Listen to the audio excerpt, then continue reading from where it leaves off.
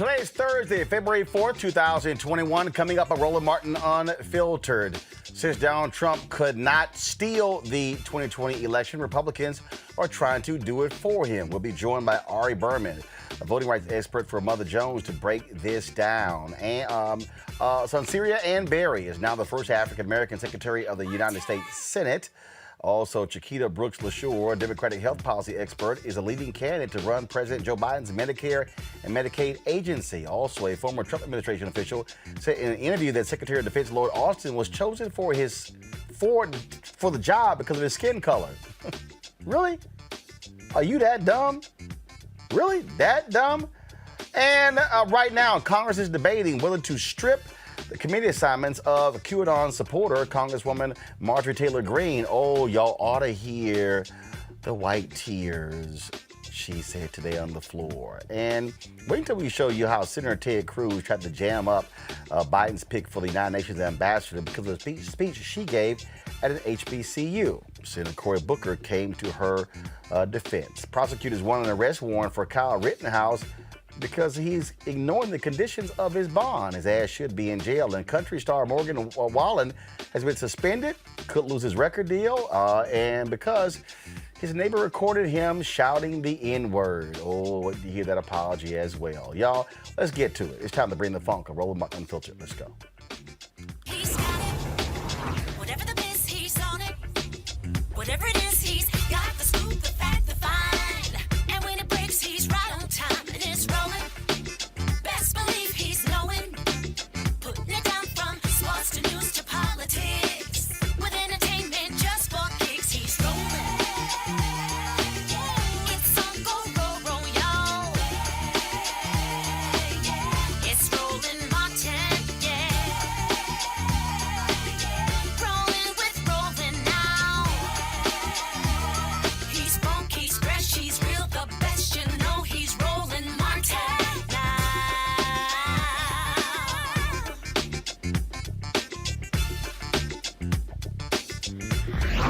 Martin.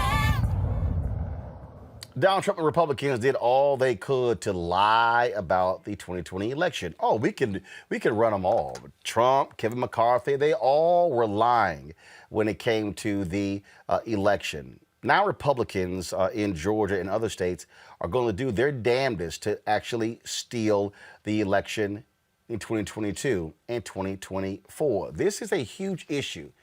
But the question is, are Democrats going to have the guts to move forward with the John Lewis voting bill? They could actually do that, use their power to prevent Republicans from doing this on the state level. Joining us right now is Ari Berman. He, of course, is with Mother Jones. He is a senior reporter there, has been focusing on these issues for a long time.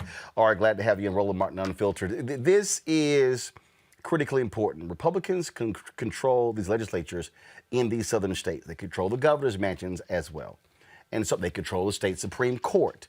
So the only real way for Democrats to stop the steal, if you will, is if they enact the John Lewis Act on a federal level, because that is what is needed. The question is, will they have the guts to move forward and get it done immediately? That's right, Roland.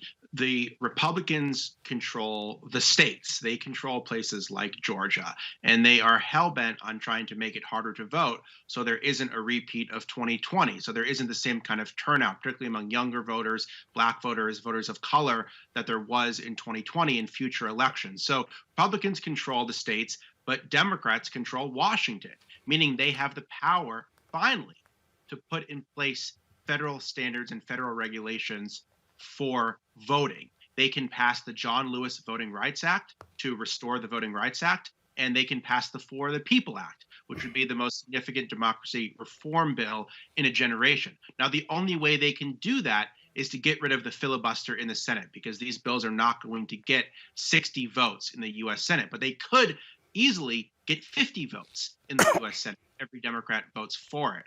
So that's the big question. Are they willing to get rid of the filibuster, which President Obama called a Jim Crow relic, in order to stop all of these new voter suppression laws. If they're not willing to do that, then it's going to be very, very difficult for them to fight these voter suppression laws through the state legislatures or through the courts. So how will the federal bill, how will that protect voting rights? How will that, I won't say invalidate, but how will that keep the Republicans in these southern states from stealing the election through voter suppression?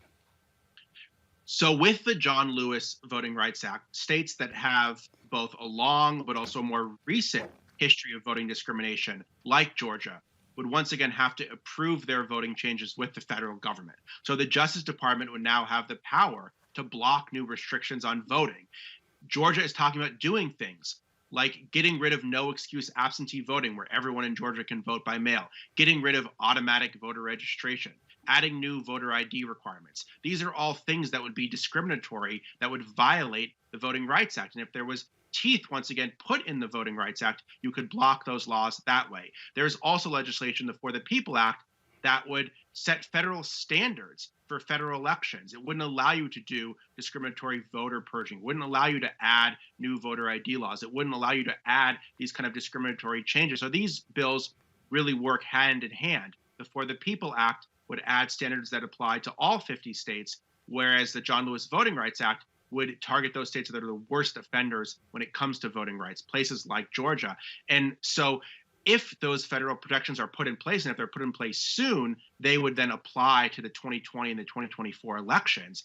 And Democrats would actually have power to stop these new voter suppression laws, as opposed to trying to just litigate against them after the fact, which is very, very difficult when you're dealing with very conservative courts that we have right now. But you've got folks like West Virginia Senator Joe Manchin, who says under no circumstances will he consider getting rid of the filibuster. He says that now. I think what the Democratic leadership is thinking is that if Republicans obstruct enough bills, then Joe Manchin and also Kyrsten Sinema from Arizona might reconsider. But there's a lot at stake here. First off, there's power for the Democratic Party at stake. If Republicans are allowed to pass all of these new voter suppression laws, all of these extremely gerrymandered maps, that's going to hurt the Democratic Party. That might cost them the House in 2022. That might cost them the Senate. That might cost them the presidency. So it hurts the Democratic Party. But more broadly, it hurts democracy. We saw record turnout in the 2020 election.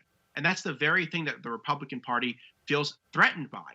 So if I'm Kyrsten Sinema in Arizona and I see that there's record turnout in my state, and suddenly all of these efforts are being put in place to try to roll back that kind of turnout, the same kind of turnout that helped elect me, and I'm thinking, do I want to save American democracy, or do I want to save the filibuster so that 41 Republican senators can block any legislation proposed by the Democrats? I don't think this is a very difficult call for them.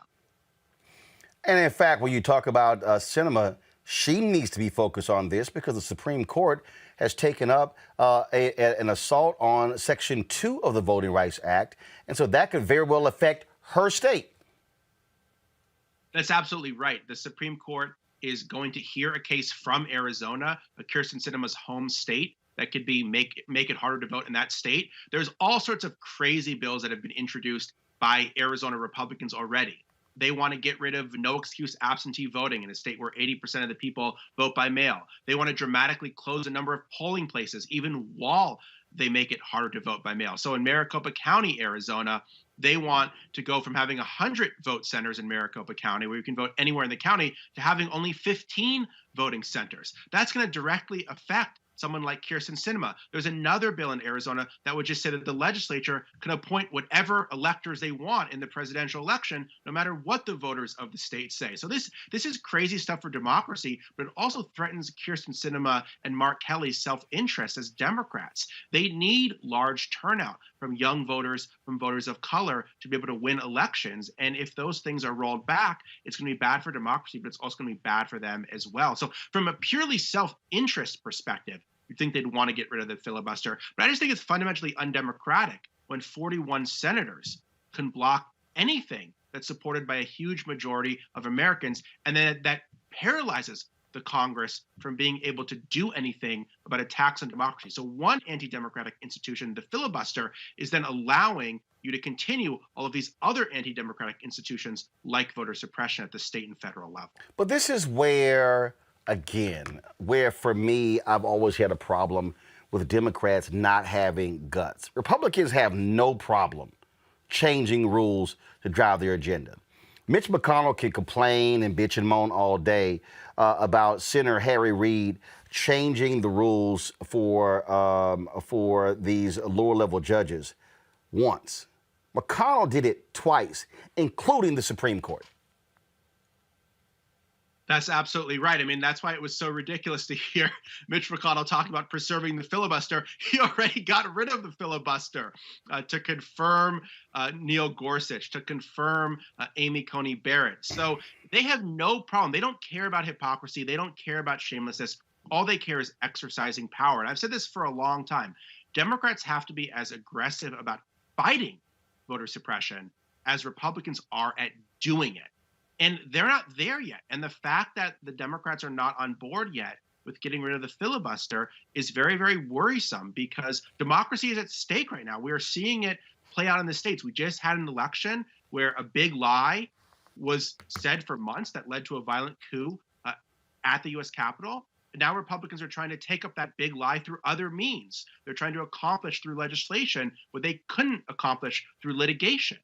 And Democrats need to be very, very serious about what's happening in front of them and realize that this is their moment to pass big transformative change, including a new Voting Rights Act. If they don't do it now, they might never get another chance to do it anytime soon. And in fact, here's the other piece. If Democrats don't do this, they're going to get killed in 2022. Because here's the deal. You can't spend all this money and go out here telling people, let's get Jon Ossoff and Raphael Warnock in the United States Senate for us to be able to control it, and then you don't do a damn thing with it. Then you play this game of, no, let's bipartisanship, let's all get together. No, as it stands right now, it's 50-50. You can run the table on your agenda. And if the other side starts yelling and screaming, all you got to say is, I'm going to show you the hand because y'all gave us the finger for 4 years when Trump was there. That's how you wield power. And if you don't wield power, you're going to piss off the very people who went out there and sacrificed themselves, tempted COVID, stood in line, because they're going to say, what the hell we do all that for if y'all not going to do anything with the power? Well, that's absolutely right. In Georgia, Reverend Warnock and Jon Ossoff were very, very clear. They said over and over, send us to Congress so we can pass the John Lewis Voting Rights Act. And I think it's going to be very hard for them to go back home and say, well, we wanted to pass it, but there's this thing called the filibuster and Republicans wouldn't let us. No, you were elected to Congress with a mandate to do this. Jon Ossoff didn't have an asterisk under his tweets about a new Voting Rights Act that it could then be blocked by 41 Republican senators. So Democrats have to realize they have a mandate, and they have a mandate for big structural democratic change after an election that Republicans tried to steal. And now they're already trying to steal the next one. And if they don't deliver, democracy is going to be undermined, and it's also going to hurt them with their own voters. So I really think there's no reason for them not to do this. People are always saying, well, if you eliminate the filibuster, Republicans could come in and they could pass bad laws. Well, guess what? Republicans are going to do that anyway. If Republicans want to get rid of the filibuster, they will get rid of the filibuster. They've already gotten rid of it for Supreme Court nominations. They've already rammed things through like tax cuts for the rich under Trump with 51 votes. So they will do whatever it takes to control power. And Democrats, when they have power, have to use it, or else democracy will suffer, and they will suffer as well. All right, Berman, with Mother Jones, we certainly appreciate it. Thanks a lot. Thanks so much. All right, let's go to our panel. Reese Colbert, Black Women Views. Erica Savage Wilson, host, Savage Politics Podcast. Dr. Greg Carr, chair, Department of Afro-American Studies, Howard University. Reese, the point I made there about getting penalized, and I'm telling you right now, if they don't use the power, people are going to be pissed off. They're going to say, I'm not going to go out there and bust my ass to get you elected if you're not going to do anything with it. And so they better wield that damn power. Absolutely. I mean, it's time. The time for excuses is over. We don't want to hear that shit about the filibuster. It's old news. We played it out during the Obama administration. Now y'all have all three chambers, or we have the House, the Senate, and you have the White House. Get it done, period. Because we saw the ruthlessness that Republicans operate, and Democrats need to step it up. The time for excuses is just over. It's played out, and people are sick of it. And like Eric Berman just said, there was no asterisk when they made all these big promises. I saw today Chuck Schumer, majority leader, now I guess finally majority leader, that they've passed the organizing resolution. is sitting up there talking about hashtag cancel student debt, hashtag pass the Voting Rights Act. How about that? You got more pressing issues to worry about. He's sitting up there trying to press, President Biden and Vice President Harris on executive orders to cancel student loan debt, and you ain't barely got them going in the Congress yet, in the Senate. So I, for one, am not going to be sympathetic to, nor am I going to be sitting up there trying to bust my ass, trying to convince people and arm twist them to vote in 2022 if Democrats sit up there and fumble the ball for the next 2 years. Look, bottom line here, Erica, is look, you have to get gangster. Simple as that. President Barack Obama played nice with Republicans, and they got screwed over and over and over and over again. They got screwed on judges. They got screwed on nominees. They got screwed on Merrick Garland. And that's why you would think that the Biden folks and even a lot of his staff, they say, oh, we've learned our lesson. We ain't playing that game this time around. You have to drive the agenda. And here's the other deal that I don't get. Well, if we change the filibuster, they might do it when they get power. They have and they will. So if you want to guarantee you don't have power, play that game and see what happens. Erica? Oh, hi. Sorry, they were talking in my ear. But yeah, I mean, you're exactly right. And, as we talk about these issues, and you talked about all the folks that brave conditions in order to go out and make sure that there was power in the hands of Democrat for both the House, the Senate, and in the presidency, we have to remember and think about that this is the part of the engaged citizenry that needs to be activated and continue to push.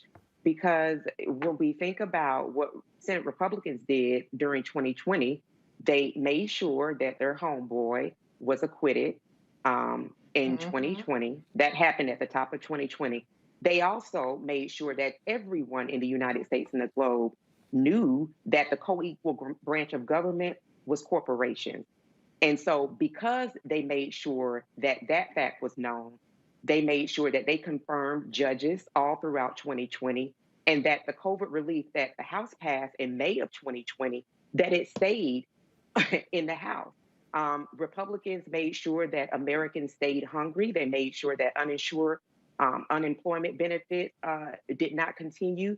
They did not do anything effectively to ensure that the Republic went forward. So I think at this point, it is really incumbent on the people that did engage in the vote to make sure that their voices are again raised to let Democrats know, make shit happen. That's just where we are. There is no left or right. We can't turn around and go back.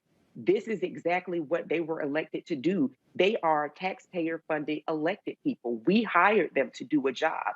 And this job is to make sure that folks have money in their pockets, that they're doing well in this pandemic, in these number of crises that they're facing, and that they should be held to that standard. Greg, here's what is amazing here. The filibuster is not in the United States Constitution. It is a rule. It is a rule that they created. And it was a rule that was frankly installed by racists. Racists installed it to stop black folks from having rights. So this is an example of Democrats today, Manchin, Seminar, whatever her name is, and these other people. They are literally defending a Jim Crow tactic. Yeah, they are, Roland, as well they should. They're soft white nationalists, and they know the people that will return them to their elective office are white nationalists. In some ways, in deeper structural ways, this should be seen as an encouraging development. The white nationalists are going to break this system. It probably has to be broken. So when we hear the assertion that we are defending democracy, we shouldn't say that. Not if we have any sense of history. This was inevitable. It was predictable. What we knew what was going to happen, we knew that white nationalists would eventually engage in their last stand.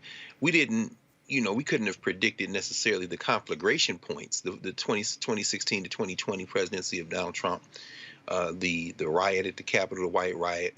But we certainly know that the restriction of voting rights is consistent. That's why folks who thought that Brad Raffensperger was some kind of hero certainly were doing that ahistorically. He is, of course, lined up with the white nationalists in Georgia, from Hancock County to the commission they've now put together, this Georgia State Commission, and he's supporting rolling back rights. So, yeah, of course, we knew Joe Manchin. We've been saying it longer than anybody else. I mean, it's commercial white-facing news entertainment media trying to act like there's some mystery to this. No, we all knew it was going to happen. That hasn't been said. It's time to break their backs, break their entire backs. What does that mean? I'm encouraged by the fact that Vice President Harris went to West Virginia and gave a talk in West Virginia. Joe's a little mad. Big boy, your back can be broken, and it needs to break, because them coal mining jobs ain't coming back, and them people down there suffering that you're willing to give $11 an hour but not 15, as if that's the difference. They need to rise up and break your political back. But since we're in this moment, and the John Lewis Act has been passed by Congress, and of course the white nationalists out of Kentucky put in his back pocket, don't even stop with that. Go to the For the People Act. Because, see, the For the People Act, which also passed Congress, would require every state to provide online, automatic, and same-day registration in federal elections, ensure at least 15 days of in-person early voting. That legislation was passed, too. So, Chuck, who's going to be primaried and hopefully drilled out of the United States Senate in a couple of years, it's time now to be a man and to either stand up for our common humanity or accelerate what was going to happen anyway, Roland. They were going to break this system because it's the only way they think that they can preserve their white nationalist interests. So and this is where the pressure has to be put on them. This is where it has to be constant pressure. This is where folks should be mobilizing, pushing them. So here's the deal. It's a perfect example. Democrats are in control of the United States Senate. Where's the first bill? See, this whole deal that you got to wait, well, we got to do COVID first. I'm just trying to understand, like, literally right now, I've got 5 projects going on at one time. Like, I literally can't afford to go, no. I got to do this one, then I'm going to get to the other 4. No, I got to do all these right now. And so I don't understand with staff and all this sort of stuff why you cannot have multiple bills operating at one time.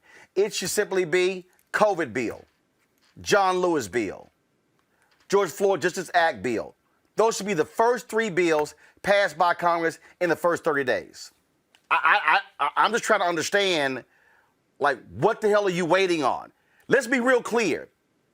The Democrats are not going to get 10 Republican votes, Reese. It's not going to happen. There are no 10 Republican votes on any of those bills to get.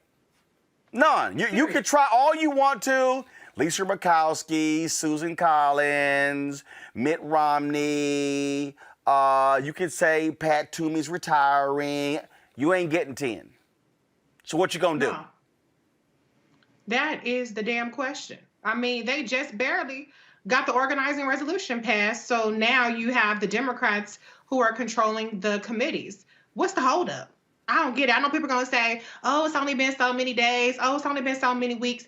All of these things have been in the Congress before. These are not brand new solutions. They're solutions that passed already in the House. Put it back on the floor. Get it going through committees. I don't understand what the holdup is. I mean, there needs to be a lot of urgency about all of these matters. And I'm just really kind of dumbfounded here as to what the strategy is. Because just talking about COVID, okay, that's fine. But that's not stopping you from doing anything else. And if the Republicans are going to filibuster it, put it on the damn floor and let them filibuster it, and then you get rid of the filibuster. But it just seems to me like people are trying to, or the Senate Democrats are trying to wait for the right moment or something. They should have put DC statehood up there. They should have put this, like you said, John Lewis Voting Rights Act, For the People Act, and the George Floyd Justice and Policing Act. Those are no-brainers right off the top. So I don't know what the hell is going on, but you have the momentum. Yes, you're going to have the impeachment trial coming up, whatever with that. But I don't get it. It just seems really weak to me. Well, we certainly see what's going to happen there right now, what is happening in the United States House. Democrats are making their effort when it comes to targeting that nutcase out of Georgia, Congresswoman Marjorie Taylor Green. Now, they are voting to strip her for committee assignments. Why? Well, let's see. She's a racist. She's a bigot. She's an idiot. She's a QAnon supporter, you name it. So, you know what? Before we play her speech, let's just go ahead and roll it. No charcoal grills are allowed. I'm white. I got you, huh? Illegally selling water without a permit on my property. Whoa! Hey! You don't live here. I'm uncomfortable. So earlier today, Marjorie Taylor took to the floor of the U.S. House to plead her case, to show everyone that she's a Jesus lover, that she is someone who, oh my goodness, she just loves the Lord and all that sort of stuff along those lines. Actually, before I go to her, right now, Congresswoman Lucy McBath is speaking on the floor. She was speaking on the floor, and so we're going to try to pull her speech. But before we go back to the floor, if y'all want to just, let's see if your heart has been touched by just the words of now the humbled Marjorie Taylor Green. Thank you.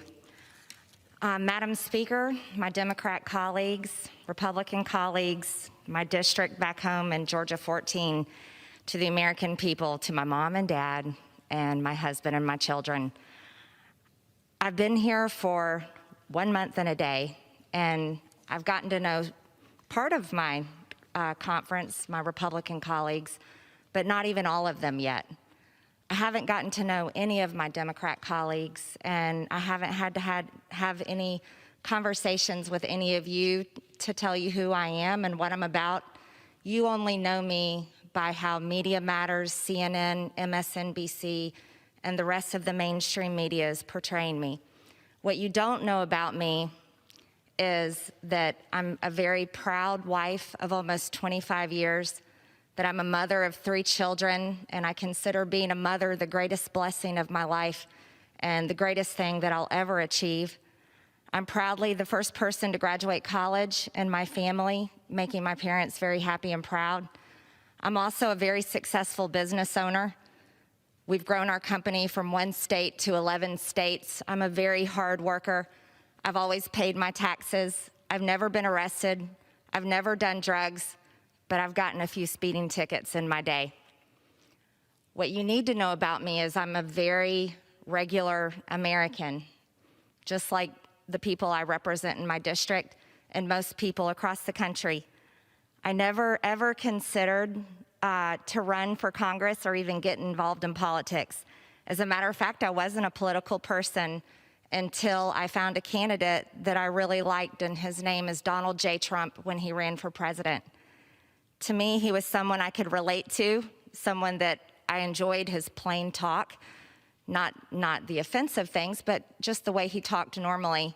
And I thought, finally, maybe this is someone that will do something about the things that deeply bother me, like the fact that we're so deeply in debt that our country has murdered over 62 million people in the womb, the fact that our borders are open and some of my friends have had their children murdered by illegal aliens, or perhaps that maybe we can stop sending our sons and daughters to fight in foreign wars and be used as the world's police, basically. Or maybe that our government would stand up for our American businesses and our American jobs and make the American people and the American taxpayers their focus. These are the things that I care about deeply. So when we elected President Trump, and then I started seeing things in the news that didn't make sense to me, like Russian collusion, which are conspiracy theories also and have been proven so. These things bothered me deeply, and I realized just watching CNN or Fox News, I may not find the truth. And so what I did is I started looking up things on the internet, asking questions like most people do every day. Use Google. And I stumbled across something, and this was at the end of 2017, called Q-anon. Well, these posts were mainly about this Russian collusion information. A lot of it was some of what I would see on the news at night, and I got very interested in it. So I posted about it on Facebook, I read about it, I talked about it, I asked questions about it, and then more information came from it. But you see, here's the problem. Throughout 2018, because I was upset about things and didn't trust the government really, because the people here weren't doing the things that I thought they should be doing for us, the things that I just told you I cared about. And I want you to know, a lot of Americans don't trust our government, and that's sad. The problem with that is, though, is I was allowed to believe things that weren't true, and I would ask questions about them and talk about them. And that is absolutely what I regret. Because if it weren't for the Facebook post and comments that I liked in 2018, I wouldn't be standing here today, and you couldn't point a finger and accuse me of anything wrong, because I've lived a very good life that I'm proud of, my family's proud of, my husband's proud of, my children are proud of, and that's what my district elected me for. So later in 2018, when I started finding misinformation, lies, things that were not true in these QAnon posts, I stopped believing it. And I want to tell you, any source, and I say this to everyone, any source of information that is a mix of truth and a mix of lies is dangerous, no matter what it is saying, what party it is helping, anything or any country it's about. It's dangerous. And these are the things that happen on the left and the right. And it is a true problem in our country. So I walked away from those things, and I decided I'm going to do what I've done all my life. I'm going to work hard and try to solve the problems that I'm upset about. So I started getting involved in politics. You see, school shootings are absolutely real. And every child that is lost, those families mourn it. I understand how terrible it is, because when I was 16 years old in 11th grade, my school was a gun-free school zone, and one of my schoolmates brought guns to school and took our entire school hostage. And that happened right down the hall from my classroom. I know the fear that David Hogg had that day. I know the fear that these kids have. And this is why, and I say this sincerely with all my heart, because I love our kids, every single one of your children, all of our children. I truly believe that children at school should never be left unprotected. I believe they should be just as protected as we were with 30,000 National Guardsmen. Our children are our future, and they're our most precious resource. I also want to tell you 9/11 absolutely happened. I remember that day crying all day long watching it on the news. And it's a tragedy for anyone to say it didn't happen. And so that I definitely want to tell you, I do not believe that it's fake. I also want to tell you. I'm done listening to her. Bring in the panel. Now, y'all, what I didn't get to with the part, matter of fact, y'all find it for me. Y'all find it for me when she said, I'm a Christian, I love Jesus, and folk make mistakes, and we all sin, and y'all, she was playing that Jesus card real hard. I've been humbled by this, and I've been, there have been a lot of speeches on the floor today, lighting her ass up. Let me tell you who brought the funk. Steny Hoyer of Maryland. Watch this.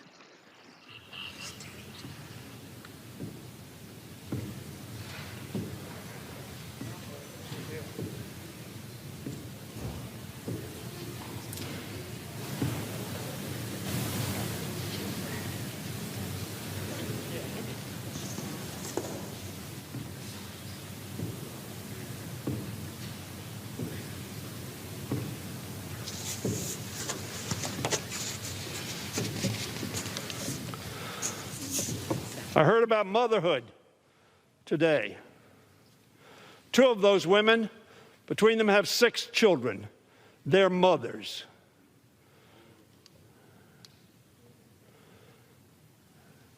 One of them does not have children. And she's come to this body asking for more housing for people, for more health care for people, for more income for people. How awful.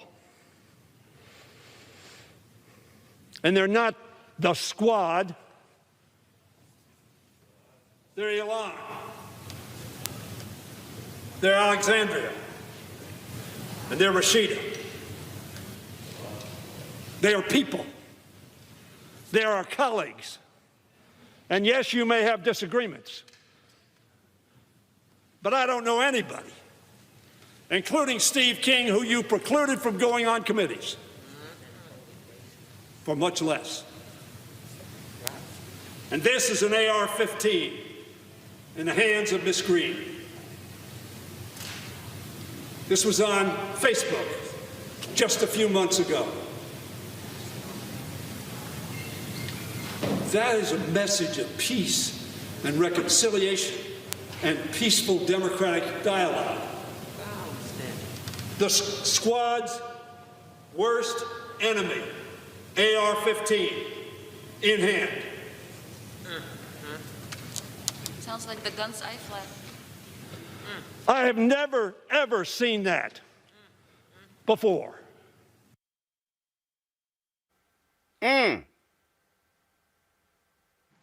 Y'all go ahead and play that. I just love Jesus. Opportunity, and I'll tell you why. I believe in God with all my heart, and I'm so grateful to be humbled, to be reminded that I'm a sinner and that Jesus died on the cross to forgive me for my sins. And this is something that I absolutely rejoice in today to tell you all. And I think it's important for all of us to remember none of us are perfect. None of us are. And none of us can even come close to earning our way into heaven just by our acts and our works. But it's only through the grace of God.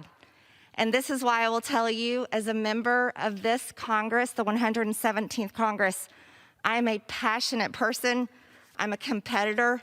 I'm a fighter. I will work with you for good things for the people of this country. But the things I will not stand for is abortion. I think it's the worst thing this country has ever committed. Abortion is the worst thing this country's ever committed. How about slavery when they ripped the babies out of the wombs of black women? See, here's the deal here, Erica, you being from Georgia, with this trifling ass woman right here. Steny Hoyer nailed it. She stood up there and said, I've gotten a chance to know some of the Republicans in our conference. I haven't gotten a chance to know the Democrats. They only know me from what they've heard of from Media Matters and CNN. No. Cori Bush know about your ass. Right. When you and your staff accosted Congresswoman Cori Bush in the hallway, forcing her to move. Your Jesus-loving trifling ass didn't all of a sudden, you wasn't loving the Lord when you went off on her. You wasn't humble, and you wasn't a mama and a loving wife and a Christian when all that was happening. But now they about to jack your sorry country ass. Now you want to do, and earlier today, y'all, I was on with David Brody. And David, look, that good guy, we had a great conversation, and, David felt that I wasn't extending, the compassion to her that was needed, and being a Christian. I said, bruh, let me help you out with that. I said, first of all, let me be real clear. I said, married to a minister, I'm a Christian author. I said, I know the word.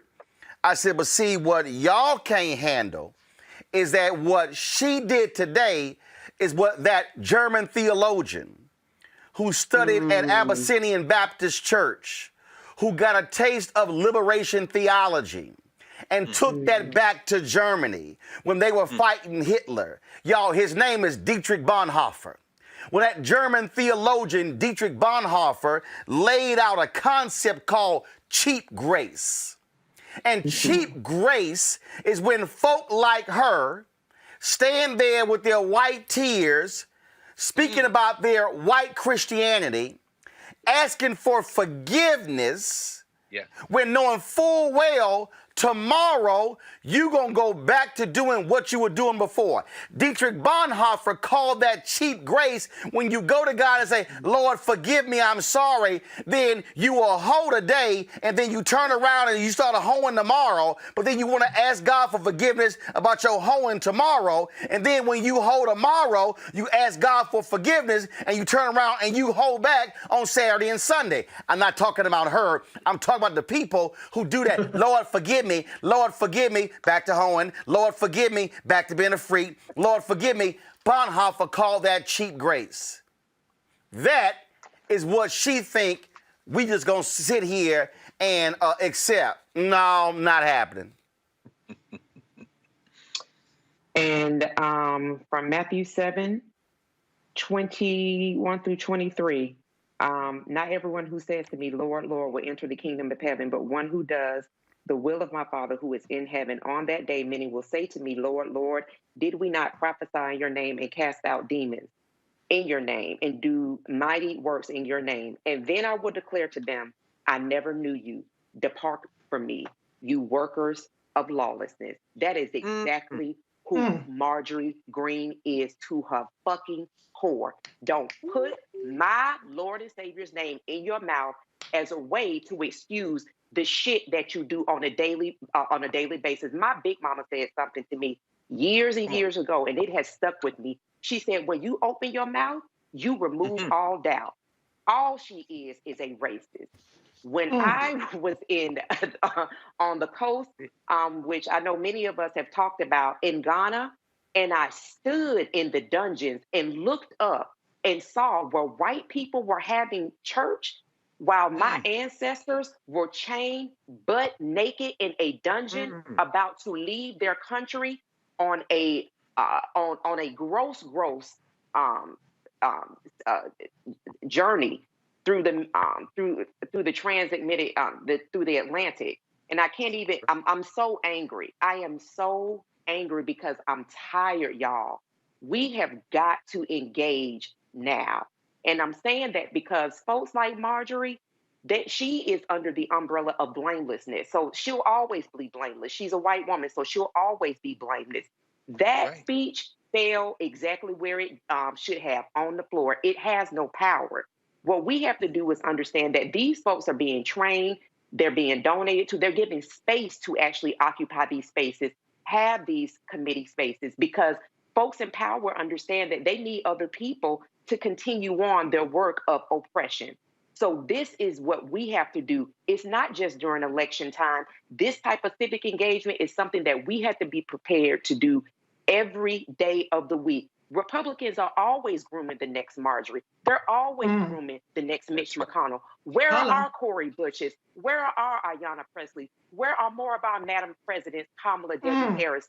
Those are the folks that we need to be training up to assume power, to let them know, no. What you will do is you will be a member of Congress. You're going to be in Senate. You're going to be in the House of Representatives. That is the type of training that we need to have and that we need to focus on if we expect to make sure that we retain any semblance of democracy, not only just now, but for the years that are to come. Because Marjorie, that type of person, they're going to continue to roll those out left and right. Let's actually go to in a second. Give me 1 second. We're going to go to Capitol Hill. The vote has been taken. Go. For what purpose does the gentlewoman from Florida seek recognition? Madam Speaker, I ask unanimous consent to address the House for 1 minute and revise and extend my remarks. Without objection, the gentlewoman is recognized for 1 minute. Madam Speaker, it is with a heavy heart that, Madam Speaker, can I ask for the House to be brought into order? The House is not in order. Madam Speaker, it is with a heavy heart that I rise to honor the lives of two fallen FBI agents, Daniel Alfin and Laura Schwarzenberger. On Tuesday morning, So the House is actually voting right now, and the time is up. I'm not sure if it's extended, but right now it's 2:30 votes. 11 Republicans, Reese, voted with the Democrats to strip her of her committee assignment. And they still ain't shit right along with her. So that's fine. Erica just preached the whole word, so let me just start right there. And I just have to say, listen, this is who they are. This is not, she sat up there and still was talking shit about all kind of stuff. She was doubling down on all kind of stuff. She does not love all our children. She's sitting up there, the reason why she's there is because she was attacking white kids. Okay, let's be clear about that. Not because she was going after Congresswoman Ileana Omar or Rashida Tlaib. It's because she went after David Hogg and his sister, and that is appalling. It's disgusting. Okay, so she deserves to get all this stuff stripped. She is a truther about all this other kind of stuff. She want to deflect blame. Lady, you are 46 years old. You too damn old to be sitting up there acting like you ain't know no better. Oh, I was on Facebook. Oh, I was on Google. I'm not gonna say the B word on your show, but I will say motherfucker, please. Okay, you was all up in there, all into it. It got you to the Congress, and now you want people to get to know who you are. Girl, bye. Period. Right. Yes. Right. Greg, what's a trip? First of all these Republicans stand up there, and like again, the interview I did earlier, they was like, what, like Ari Fleischer even tweeted this, this is going to set a precedent, and Republicans, if they get control of the House, they're going to go after Maxine Waters, and I tweeted back, try it. I know that's the truth. Try it and see what's going to happen. See, what they can't say, and this is why I said to David, David, it's real simple. If Kevin McCarthy did what he was supposed to do, Democrats would not have had to do this. Democrats didn't strip Steve King of his committee assignments. Republicans did. Because they got so much his white supremacy got so much for them, they were like, okay, that's just too much white supremacy. So like, we'll take a little bit. We'll take like a hunk of it, but you just gave us a whole mound of it. We can't take all that. And so this whole deal here is, and then the reason the vote's important, because you need to see who is being truthful. Now, see, when they had a vote in the Republican caucus, they wanted to boot Liz Cheney out of leadership. It was a secret vote, and I think 61 voted against her, and like 190 supported her, all right? But it was a secret vote. And all the people were saying was, see, there you go. If things were taken in secret, a lot of these Republicans, they wouldn't be standing with Trump. No. That's why it shouldn't be in secret. Because, see, you show how punk ass you are when in secret you sit here and do one thing, but in public you do another. And when that woman stood there and said, I just didn't know better, I know, but then after I found out the truth, I stopped posting and liking that stuff. Yeah, okay. And you ain't no damn martyr. You ain't no martyr. Well, I don't know, Roland. She might be. She will be if she's drummed out. She'll be a martyr for. Okay, well, go ahead and get her some Robert E. Lee statues. Go ahead. Well, no, the reason I say is because remember when she won that 14th congressional district election, the guy she defeated, the doctor, John Cowan, his campaign slogan was all the conservative, but none of the embarrassment. He said, I believe what she believes in terms of my values, but I'm not going to embarrass you. See, here's the thing. I think we have a fundamental challenge. It. Oh, I agree with Trump. Well, not the other stuff. Right. No, baby, you got to take that with it. Well, see, and Roland, see that you've just put your finger on it. There it is, right there, brother. There it is. Now, people have been asking, what changed during Trump? Nothing. But what changed after January 6th is this: the line now is bright. We always knew where the line was. Yeah, draw the line as we got off the show. But now you've got to pick. And Erica says, you're right, Reese. She preached the whole word. My thing is this, because like I said, I've stood there at Elmina and looked at the grave there, Jacobus Capitan, the African they had on their side as they blessing the boats. The fundamental thing, I think, is that when the white nationalist says Jesus and you say Jesus, you're not talking about the same God. That's right. See, and see, this is so even Bonhoeffer. I mean, even when they're talking about cheap grace, that's an internal conversation for them. Because I promise you that if Jesus come out of my mouth, nowhere in my DNA am I speaking about anything that woman is praying to. Right. My God is fighting her God wherever gods fight. That you understand Nat Turner. Because Nat Turner said I had a vision of black angels and white angels fighting. These people are not. I go to David Walker, 1829. David Walker's appeal. You go to them, you say, "Are you a Christian?" They say yes. You say, "Is slavery ungodly?" They say yes. You ask them, "Are you going to let me go?" If they say no, then they are not in fact with God, but they are the devil. And you have now been authorized to end your condition of servitude by any means necessary. That's 1829. This man called himself a Christian. Let's be very clear about this. I say the Republican Party, but they're really the white nationalist party. When she was in that primary that put her in, she got thousands of dollars from Jim Jordan's House Freedom Fund. She got thousands of dollars from Mark Meadows' PAC, and she got thousands of dollars from Koch Industries. Let's be very clear. And when she won the primary, the white nationalists in Georgia, knowing full well who she was, sent her to the federal legislature. Let's be clear and tied to what Ari was talking about, Roland, when you interviewed him. These white boys, these white nationalists have dropped all pretenses. When they passed the law that you're going to talk about later on in Wisconsin, that's the first COVID legislation they passed in 10 months, and it was to drop the mask mandate. When they filed 108 bill changes in the past month and a half or so to try to overturn voting rights, they have declared all-out war, and they're going to stand with their God, and I love them for it. Why? Because their God, their Jesus, is the God of the Ku Klux Klan. Onward, soldiers. So when you stand in the battlefield, anybody who tolerates it, anybody who acts this is a country with democracy and we must somehow find a way to heal and work together, you are standing with the devil. And that authorizes the rest of us to do whatever we need to do to end our condition of servitude. That's it. There are only two sides. January 6th settled it. Anybody, you pick, and let's fight. And that's why we don't play footsie here. No. Okay. See, you can't sit here and talk about I care about all constituents and Joe Biden, you're not really practicing unity. You're not doing these things. And I'm like, no, hold up. Y'all supporting that. See, you can't sit here, Kevin McCarthy,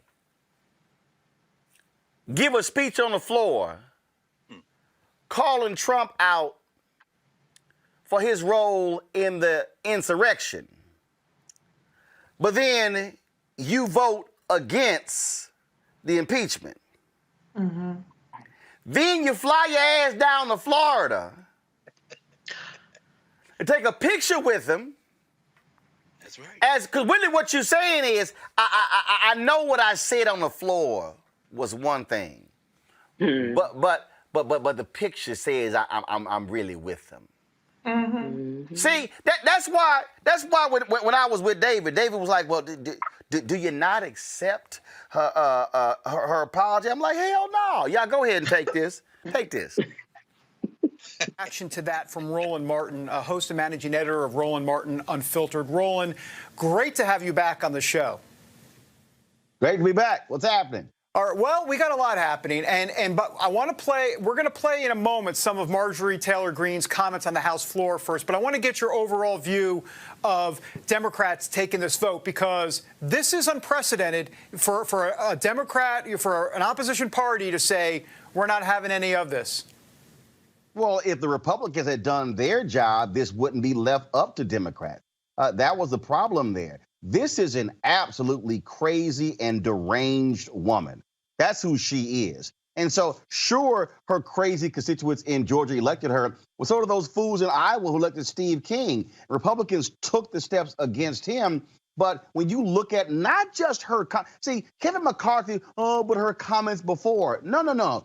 It's what she has said since she's been there. And then I really get a kick out of folk who have a long track record of comments, and all of a sudden, I denounced what I said. Hell, you said it. Yeah, but Roland, here's the thing. We can play the duplicity card. I mean, can I bring up Ilhan Omar? Can I bring up Maxine Waters? Can I bring up some folks that have said some crazy stuff too? Try it. But also, did any of them try to lead an insurrection? Did any of them tweet 1776? Did any of them talk about that? Marjorie Green cannot be trusted as a member of Congress. Pure and simple. And here's the deal. Do the rules allow for this to happen? Yes, they do. Republicans supposedly like playing by the rules, right? Roland, I want you to listen to Marjorie Taylor Green. She was on the House floor today. We're going to all watch it together. Here it is. And I want you to know. All right, so I played that, and I'm gonna let that go ahead and play. Y'all get ready to go back. When y'all see us come back, just going back. And again, I like David, and I get it. He's speaking to his right audience, but I'm gonna bring that heat so they can actually hear the truth. And I'm not playing that little Christian love game that she thought. I mean, I'm the wrong one.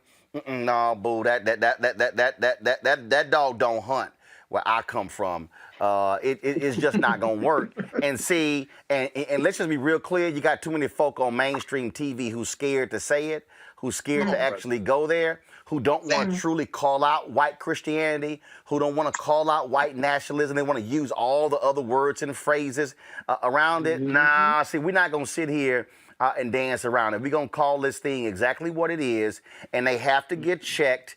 They have to get called out, and it's not just folk like her. It is Marco Rubio. It is Jim. Can y'all keep that thing down about wrestlers being sexually assaulted, Jordan? It's all the rest of these folk who want to play all of these games. And see, we're going to do a roll call. Because see, I'm telling you, as Greg said, I've been telling y'all, it's only two lines. Either you are with the folks on January 6th or you with the rest of us. See, we ain't going to play hopscotch. Yes, ain't gonna hop over here, they come over here, they come over here. I don't want to hear you talking about unity. If you're staying with those thugs, those white domestic terrorists, or even the confused, ignorant black folks and other dark-skinned folks who were with them, then you know what? You as well. Go back to David Brody. Roland, don't laugh. None of us are perfect. I'm a sinner. Words of the past. It was a mea culpa. It was a mea culpa. It was an apology. That's what you're going to get. That's pretty good. That's pretty good, Roland. Roland. You actually fell for that. You actually. What? I mean, so now we're not supposed to believe anybody? Do you actually believe what she just said? Listen, I was led astray by things at the time that I didn't realize were not true. Now I have seen the light, and now they are true. Roland, is she the first person in the world to do a mea culpa? She's not the first person to do a mea culpa. But no. I understand the difference between a mea culpa and then somebody who's like, yeah, I need to save my behind. I still believe that stuff, but I got to say the right thing. So Democrats have never done that? I mean, come on. Liberals haven't done that? I believe nothing that she just said. Nothing. And then I'm a lover of Jesus Christ. Come on, David. Wait, Roland, don't get on her faith now. You're starting to condemn her faith now. No, I'm not. Because first of all, David, you got to remember who you're talking to. The husband of an ordained minister, a Christian author. So I also understand when theologian Dietrich Bonhoeffer talked about cheap grace. Yeah, but you don't know her. You don't know her. You don't know her. No. Here's what you don't know. See, again, if we want to have a Christian conversation, the theologian Dietrich Bonhoeffer talked about those people who have cheap grace, who do things and they go, oh, Lord, forgive me, then go back to doing these things. I judge Marjorie Taylor Green. Hold up. I judge her based upon what she has said since she got elected. And she has said absolutely crazy, outrageous things. Not 2018, 2020, 2021. Roland, straight up. Liberals always talk about compassion for your fellow man, and then you got this going on. Look, why can't we have some compassion for her? I mean, when I say compassion, forgiveness. What about forgiveness? Here's the deal. I can have compassion and still remove your behind from your committees. And then in 6 months, in 6 months, when we actually see if you've actually changed, then they can be restored. But see, here's the deal. You can't do all the things she said and done in the past few months, including January 6th, and then go, oh, I'm sorry, Lord, forgive me. No, boo. That's not how it works. Listen, no, Roland, I disagree with you. She can say that and then show in the future if she doesn't make the same mistake, if you will. But the point, but she can say it. She can say it. She can say it. Here's the deal. Democrats take the action, and in 6 months, if she actually shows what she just talked about, they can always restore. So you'd be for that. Can that happen? You'd be for that. You'd be for her getting the committee assignments back if she showed true contrition. If she shows it, but let's see what she says and does for the next 6 months.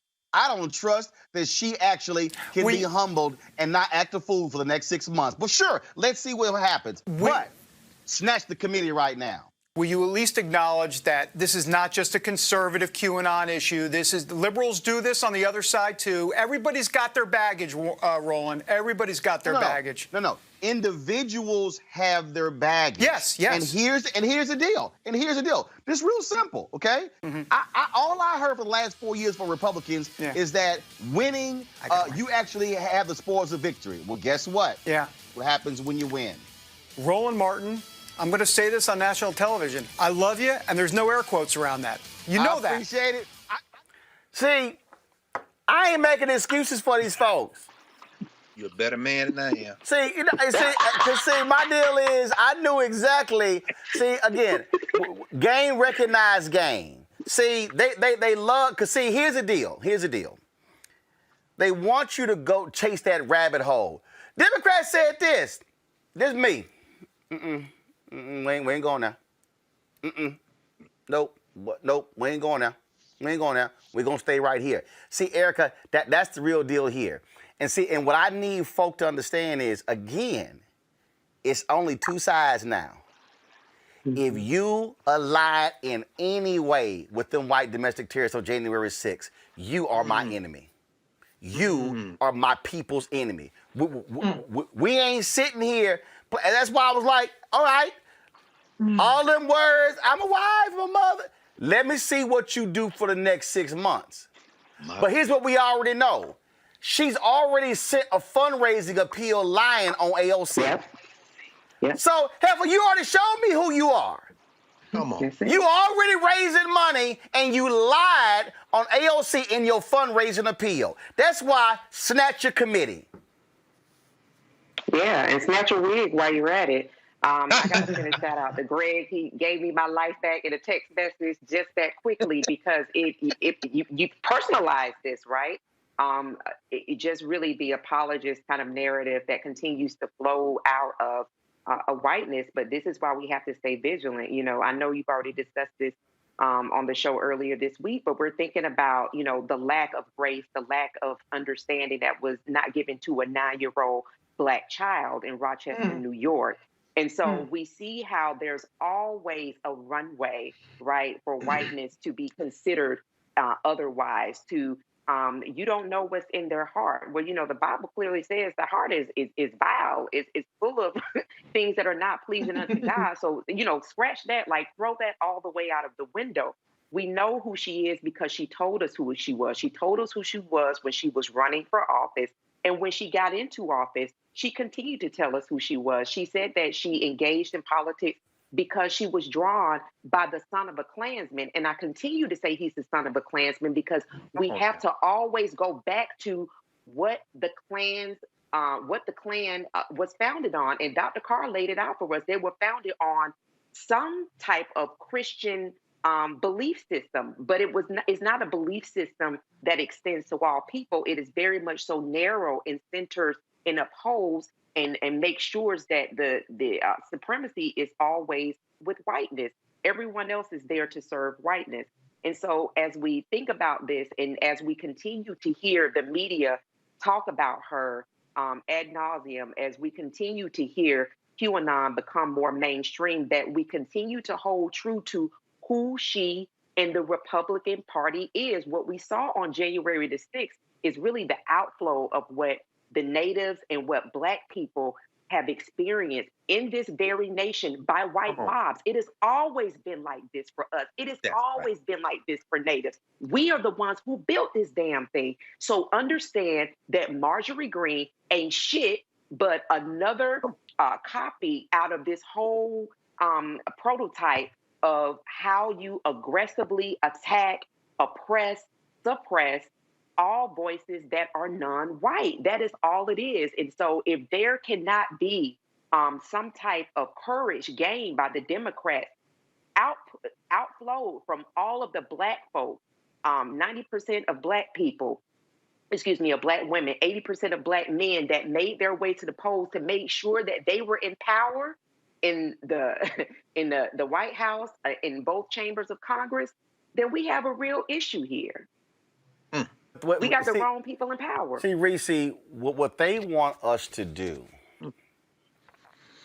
they want us to play the go along, get along with this fallacy that no, that's not me. See, what I keep trying to explain to people, when you show your racism and your bigotry, you don't show that wearing a hood.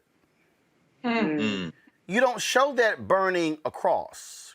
Right. You don't show that hurling the N-word. You do it when you defend those who do. You do it when you pass laws that are specifically tailored at Black people. You do it when you stand up and 140 House Republicans vote not to accept the electors from one of 4 or 5 states because really you're saying, Black people, it was your votes. See, they didn't contest white votes. Right. When the white Republican in Michigan said, oh, let's certify all the votes in Michigan except Detroit. We know what you saying, boo. We know what you're saying. And if y'all go along with her, your raggedy asses go along with bigotry. Absolutely. I mean, this is the same party that basically made the case over 60 times that Black people, Latino people, Native American people are second-class citizens, that we don't even deserve full enfranchisement. We don't deserve full citizenship. And then you got the damn nerve to act like we're supposed to let this woman sit on these committees? Hell no. Bye, Ashy. Period. And, it's nothing more than the media loves is to rehabilitate the image of a white nationalist, a white supremacist. I'm so sorry. I'm just a little innocent little white lady. Even though you were sitting up there armed, harassing 2 white kids after they were up there to do what she said she came to Washington to do, which is to make change, to advocate for themselves. And she's sitting up there hounding them with a weapon. She lucky there wasn't no Black mama around, because it would have been a situation. They say monkey know which tree to climb, and she knew which tree to climb on that day, but now look at her because now she done got stripped. But Roland, I do want to say one thing though, because it's a little off topic, but I'm sure tonight, and this is no shade, I'm sure tonight that Don Lemon is going to go viral for some, mild rebuke, and he's going to say some words. That's cool. I like Don. I ain't got no problem. I ain't got no beef with Don. But let's keep it real. This is where the real is. And another thing I just wanted to say is the NAACP Image Awards came out. And what I want to say, too, again, we talked about this last week, about how Black people can validate other Black people, how we are the trendsetters. And I just noticed in the news category, it was no Black media, Black-owned media people that were recognized. It was all, CNN special, MSNBC special, or whatever the situation was. Red Table Talk. And I like all those people, don't get me wrong. It's no shade to any of them. But when we start to validate ourselves and the stuff that we're doing, and we start to look beyond what the mainstream is doing and saying, okay, we're only going to pull from the pool of mainstream white, comforting media, then maybe we could get somewhere on our own too, because we got a lot of work to do in ourselves and empowering ourselves. Like Erica said, like Dr. Carson, like you said, Roland, the Marjories are going to be the Marjories, okay? They got the Karens, they got the Marjories, they got the Jims, and all of these folks. But we gotta get ourselves together. We gotta start recognizing our own power, and we gotta start validating ourselves and recognizing that, and then maybe that will push us even further. Well, and look, we just so folks know, the first two Image Awards ever won by TV One, I won. The first two in their history. It was for first the Barack Obama special. The second one was for the Michelle Obama special. Then the first 2 years, the NAACP created a category called Best Host. The first 2 years that category existed, I won those first 2 years. And then we were not nominated the last 3 years. We were not on the last 3 years. Not nominated for this show each year. And it was interesting because I'm the same guy. Yeah. Now, I'm not with TV One, but I'm literally the same guy. So I won Best Host the first 2 years. Jada Pinkett Smith won Best Host the last 2 years. I was the one who, she wasn't there. I actually was the one who sent her a text, told her she won. I told her, said, we tied 2-2, so we'll see who breaks the tie next year. And so when the nominations came out, she's nominated again, not nominated. And you're absolutely right. When you decide to be Black-owned, when you decide to cover the issues, when you decide to do those things, and for everybody out there to understand, what we put up for our special was our Chadwick Boseman tribute. That's what we put up. Yes, sir. I don't know. I mean, and so again, we could have picked from the Joseph Lowry, we could have picked from the John Lewis, any of those, but we put up the Chadwick Boseman 3-hour special that we did. And this is a photo in my house there. You'll see of those awards right there. And that's the 4 Image Awards. That's the Hank Aaron Award, the NABJ Journalist of the Year. And also, when Colin Kaepernick sent me the jersey, this came with it. And so I went ahead and put that right there as well.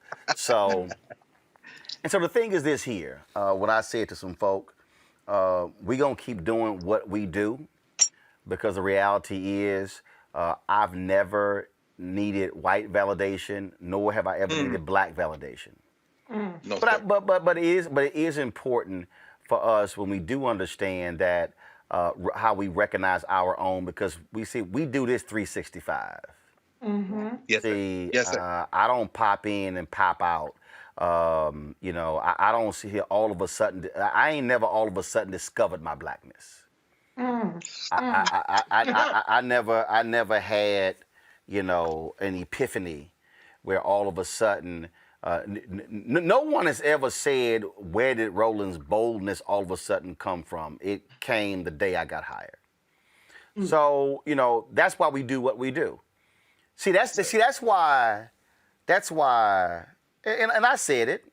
I mean, there's a reason why these Black mainstream show hosts don't invite me. Sure. But when their books come out, they sure call me. When they get in trouble, they want me to tweet support for them. And that's just how folk do. And just for everybody to understand, for everybody out there to understand, I need y'all to understand this here. My validation comes when a brother picked me up, the Uber driver, the other day, and I had the mask on. And the brother was like, "Oh man, this when I took the Roro-mobile in to get serviced, he said, man, this is a nice vehicle. What you do?" And he said what? Because he knew my name, because he said he had it on the phone. He's like, "Roland, what you do?" And then I took it off. He went, "Oh, Roland." I love yes, sir. He was like, "Oh, yes, sir. It's an honor to drive you." See, that's The validation. The validation is when I'm on the street corner and I was talking to somebody and literally 30 folk, buses and taxi cab drivers drove by honking. The woman was out talking. She's like, damn. She said, is there a parade or something out there? I said, hey, there's black people driving by. And that's just what it boils down to. And so the thing that we're also going to do, because I want to talk to y'all about this here, because we had the subject on yesterday. And I'm going to bring in the COVID piece to tie it into it. We had Wendell Pierce on yesterday talking about the Black Media Coalition they created in New Orleans. Yeah. And we're dealing right now with a fundamental problem in this country when it comes to the COVID vaccine. My CFO called me today to say she and her mama and another relative went to a Walmart on 119th Street in Chicago. For anybody who ain't from Chicago, that's like deep South Side. Yes, it is. That ain't like Bronzeville South Side. That ain't 32nd, 35th, 40th. No. It's 119th Street. Damn near Chicago land. You ain't in Chicago no more. She told me that there were 10 black people in line, a handful of Hispanics, and everybody else was white. And so here we're dealing with a COVID issue. Black folks not trusting it, but also black folks not even knowing where to go. So I've been raising the question to CBC members, to the Biden administration.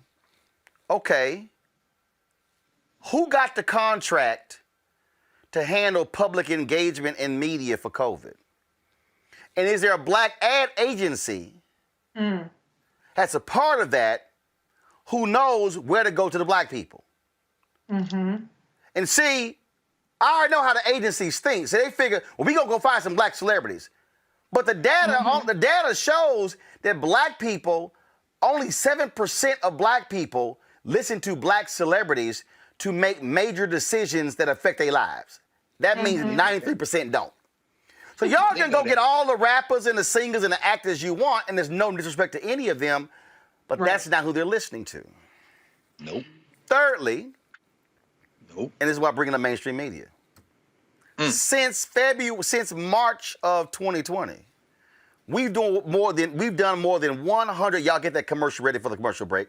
We've done more than 100 different segments on this show, specifically about black people and COVID, featuring black experts. And so, what you're talking about, Reese, is critically important. But here's what I prefer. They can keep the Image Award.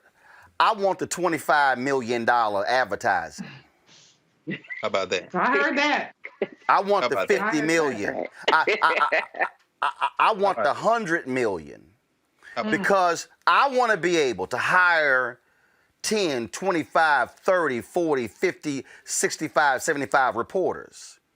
And see, and just so I said last night, just so folks don't know I'm not playing on this, Greg, I said last night, we're going to put up $100,000 to go hire a writer to focus specifically on how black media is getting screwed out of advertising dollars, and we're going to put some folk on Front Street in the government and the private sector.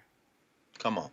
Because what people need to understand is that when you choke off the ad money, and then you choke off the black ad agencies. Then when you choke off the black ad agencies, you choke off the black media. Then when you choke off black media, you then choke off the unfiltered information flow to black people. And then when you choke off the unfiltered information flow to black people, then you suffocate black people with mainstream drivel or gossip and entertainment coming from black targeted sources. And so then we are walking around looking like zombies in the movie Us. Brother. And that's Which what we are sitting here trying to fight. Greg, go ahead. That's right. No, I was going to say, I mean, Roland, what you just broke down, brother, is really at the end of the day a conversation about black institutions. The NAACP was not founded as a black institution. From its birth, there has been a tension between its local branches and the national, because it's driven by this, brother. This right here, the dollar bill. I had to go find one. This dollar bill. It's driven by this, brother. See, this is Booker T. Washington. People talking about Harriet Tubman. He was on a coin at one time. Or more importantly, the Image Awards may be driven a little bit more by this. Pennies on the dollar. Why?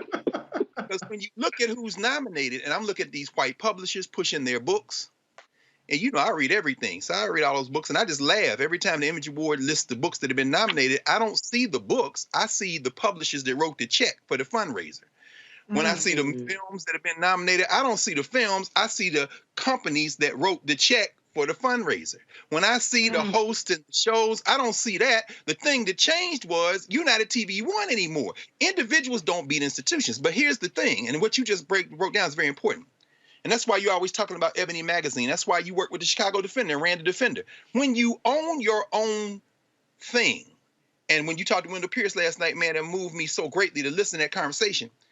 The people then fund you, and that advertising, see, there used to be black businesses that could fund black media. And once that assault and that erosion that you walked us through happened, we are now left with this.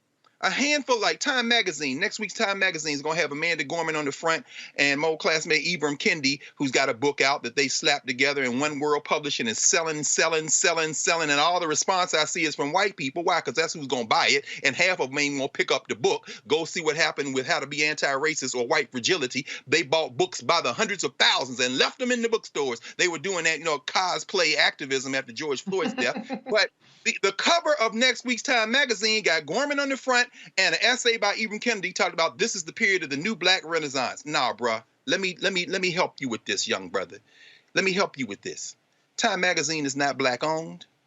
Getting a few, hey, look at us. It's like putting a few earrings on a pig. Why? Because as our people are worried about eviction, as our people are worried about COVID, then, you know, sprinkling a few black accoutrements on the front of white magazines is about market share, it's about marketing, and it's about keeping this white supremacist hierarchy going just a little bit longer by letting 3 Negroes in the room, putting one on the cover and saying, see, we're not that bad. The question that must be raised, the one Pete Seeger wrote a song back in the 60s where they sang it in the civil rights movement based on what happened in Kentucky. That's right, Mitch McConnell. Kentucky in 1931, which started the Harlan County Wars, was when they busted those poor white people working in the coal mines and wouldn't pay them. And they went on strike and they sent the police out to break their backs. A white woman asked a question, a simple question that years later became a song. Which side are you on, boys? Which side are you on? This is a white supremacist capitalist society. And when they giving out image awards to people based on who is going to write the biggest check to keep the NAACP going, you know who that's an indictment of? I don't blame the leadership of the NAACP. I blame black people for not supporting black institutions and then not having the sense to understand what you just said, which is when you see the award system, the NAACP Image Awards has now been pulled into a hierarchy that's not even the thing y'all want. You know what you're dreaming of? You know what you're dreaming of. You're dreaming of a Golden Globe. You're dreaming of an Academy Award. You're dreaming of your master's voice, just like that damn dog sitting in front of that Victrola project on the RCA. You're listening for your master's voice. And see, this is not what Roland Martin Unfiltered is doing. And guess what? You're going to keep getting the Image Award from all the people in the street because them Negroes never listen to the master's voice. And they're the only reason we can free enough to have this conversation right now. So go on and give them awards. Go on and put people on top of the cover of Time Magazine. We're not paying attention and we won't be distracted. See, Erica, and I've said this here. I have had 3 different publicists send information out to all of these media writers, to all of these publications, you can name them, showing the success of this show, showing how it was organically built, showing how in the middle of a pandemic, a black-owned feisty, small digital company was profitable, not a single one will write a story. But I'll see a story about somebody doing a deal with another media company and they launching this whole deal. I see all this coverage. I see, and the thing is, I've been engaged in these conversations with people, fighting, talking about trying to get advertising dollars, trying to get people to understand this whole deal. And a lot of these black media folks been silent as well. And in fact, earlier today, I was dealing with some people about this whole deal with COVID. And I was trying to get them to understand. I said, y'all focus on the wrong thing. You got to follow the money. Right. If all they are doing is saying we gonna spread around $2 million to all the black groups, to all the black churches, but 30% of the medical workers who have died are black, when we're disproportionately dying because of COVID, and you think y'all about to spend $500 million and we only gonna get 2? See, I'm purposely walking people through. See, I took offense and when the folks at the Neiman Reports dropped this story right here called Meet the New Black Press. I took offense to it. And again, they had people in the story and people who I know, and it's all good. And I know the sister who wrote the story, but the reason the new black press is changing the lenses of victimization and dysfunction into lenses of empowerment and agency. See, the reason I had to sit here and take offense to that, because they listed the Griot, okay, Zora. I love Vanessa DeLuca, but Zora is not black owned. Come on, brother. Come on, break it down. The Undefeated, Kevin Merritt is my boy. I know many of their writers. That's ESPN. That's Disney. That ain't black owned. Then they listed some other, The Root. The Root was started by Skip Gates, but The Root is owned by a white hedge fund company, GO Media. Before that, they were owned by Univision. They not black owned. Then Outlier Media, right there, though Outlier Media doesn't identify as black press per se, Candace Fortman, the outlet's chief of engagement and operations, acknowledges that serving low-wealth information in a nearly 80% black community means that race does matter. Well, first of all, if you can't identify as black press, you ain't black press. And then The Plug, okay, they are, I believe they're black owned. Then I go down Blavity, black owned. You know, then I see this other. Here's why, and I reached out to him and I said, here's why I took offense. I said the phrase "the black press" is specifically talking about black newspapers. Right. And then when you hear people talk about legacy media, I know what they're talking about. In fact, NMPA is called the Black Press of America. And see, if you can't identify, if you do not come out of the lineage, come on, brother, of Freedom's Journal. Yes, sir. Yes, sir. If anybody on this list cannot recite the quote in the March 16th, 1827 edition of Freedom's Journal, if I say Samuel Cornish and John Rushworm and you have no idea who I'm talking about, if I say A.I. Scott in the Atlanta Daily World, and I say the Pittsburgh Courier, and I say Robert Abbott and the Chicago Defender, yes, sir, and if I say Louis Martin and the Michigan Chronicle, and John Sinstack, if I say any of those folks and you ask me who, you will never be able to identify as black press. Come on, brother. Carlotta Bass and the California Eagle, the black women too. Ida B. Wells. What y'all talk? What they talking about, Roland? I need folk to. I need everybody listening and watching right now to understand why I am so passionate about this. It is because the lead editorial of Freedom's Journal on March 16th, 1827 said, "We wish to plead our own cause. Too long have others spoken for us."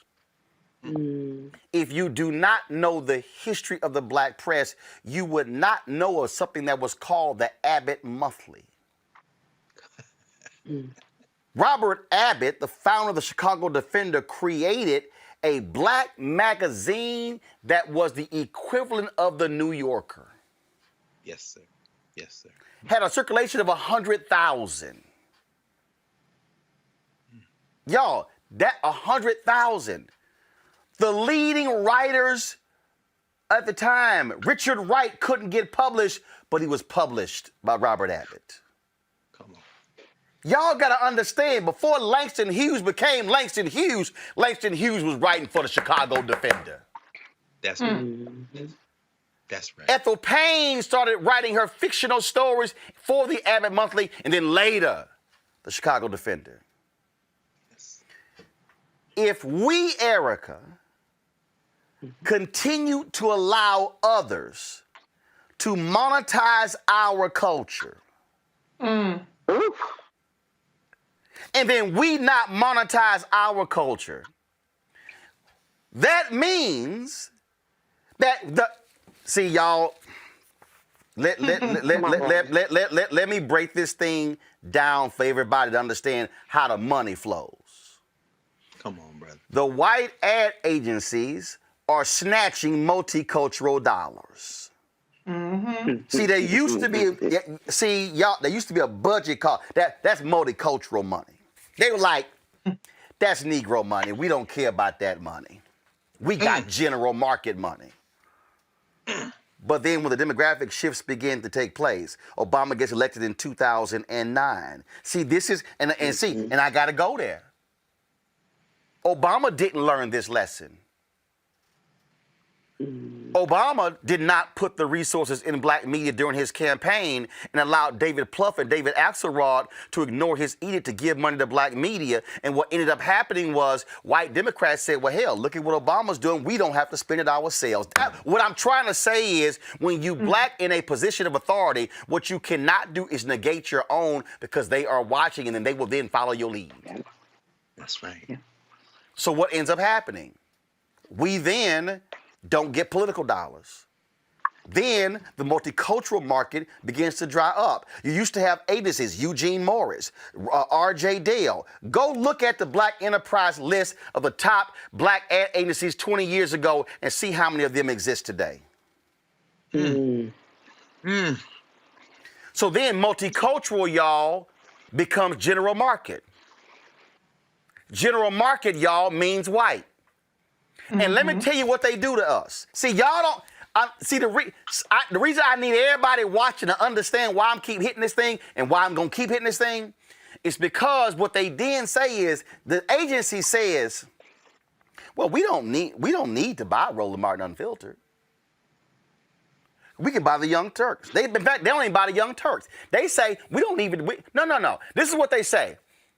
We're going to buy the NBA on TNT since black men watch basketball, and that's how we're going to sell our products to them.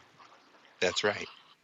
They say, oh, we don't need to buy, OWN is no longer, she sold 95% to Discovery, so Oprah only owns 5%. But when she owned it, they said, we don't need to buy OWN.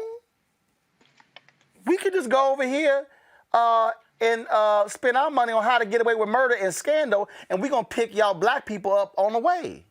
My God. I'm describing for y'all how the game is being played. And so then what they do is when we call, the first question, what are your metrics? Because they have set an artificial number that we can't reach. Well, see, the problem is, thanks to y'all, it's a little hard for them to fight our numbers. How about that? Because, see, when we come in and we say we average 20 to 30 million views a month. Ooh. Now they like,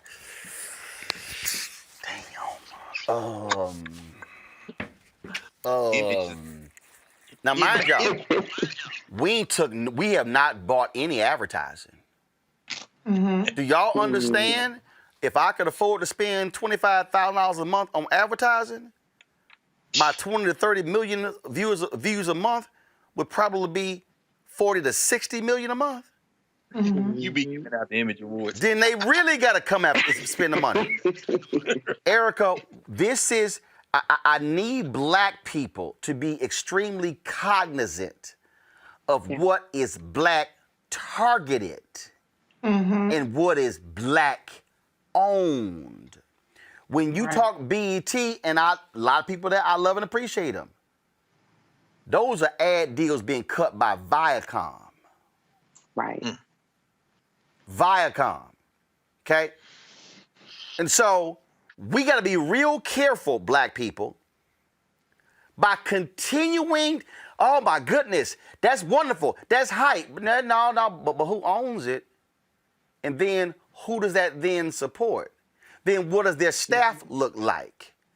How many black folks on their staff? How many folks are on the sports of directors? How many senior executives? What are the black vendors do they support? See, when you start breaking those things down, that's how you really get at the real issue. Because, Erica, we don't do that. We're going to look up one day and we're going to be asking somebody else for permission. Can they cover us? And then we're going to say, well, why aren't they featuring so-and-so? Because we don't own it. And we don't own it, we don't control it. And we don't own it, we don't control it, then we do not wield the power to speak truth to our people, even if sometimes it tastes like castor oil, because some of y'all need to understand, you're being fed candy. Yes, sir. Other places, when that ain't all that we need. Erica, go ahead. I mean, the doors of the church are open. I think that this is really time for everybody to pop open Cash App, hit Roland Martin Unfiltered, and give. Because you plainly laid out how we are going to end up giving away our culture that we say that we own and that we work hard for. It is semantics. It's not semantics, black targeted. And as you laid out for us, Roland, and black owned, there is a very distinct difference. And so there is something to be said about a platform that you rolled out in 2018, seeing what was happening. So you were not looking at 2017. You were not looking at 2018. You were looking at beyond.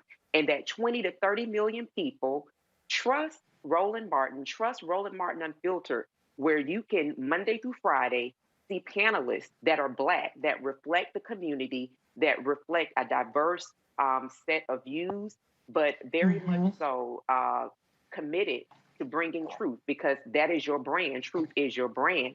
And that the people that come in to speak, the expert panels, they're black as well. So we're talking about when, especially since you talked about COVID, that critical, very critical time from March up until now, but especially March, those spring and summer months, you could not turn on Roland Martin Unfiltered and not see a black person that had been in medicine for 10, 20, and 30 years. That was when people really discovered that, oh, wow, that they're black people that are virologists, that are immunologists, that are researchers. Absolutely. That black people had always been there, but that they were not attractive to mainstream media. Mainstream media already has their list of people that they pull for opinions and to get expert opinions on regarding specific subject matters. All of that happened here on Roland Martin Unfiltered. So this, again, is a call for engaged citizenry, a call to action.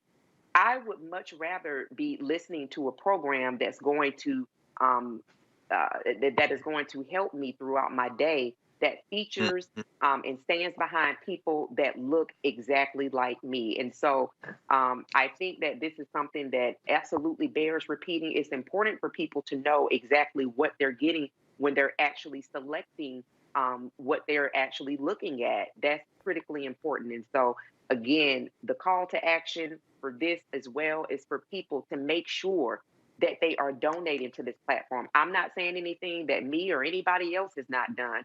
If we want to continue to make sure that we retain some power over our culture, then we have to respond, and we have to donate, and we have to uplift those people who are in our culture that are committed to a thing. When you think about Roland Martin and you think about truth, and I think about truth and I think about journalism. And so if those are the two things that Roland Martin is committed to, if those are the two things that he's engaged to, if during this time where this is pretty much what people can expect, and that you're also traveling, that you're making sure that you're hitting all corners to hear from all different voices, voters, elected, people that are organizing, people that are mobilizing, then the least that we can do on the other side of the screen is to make sure that it is supported.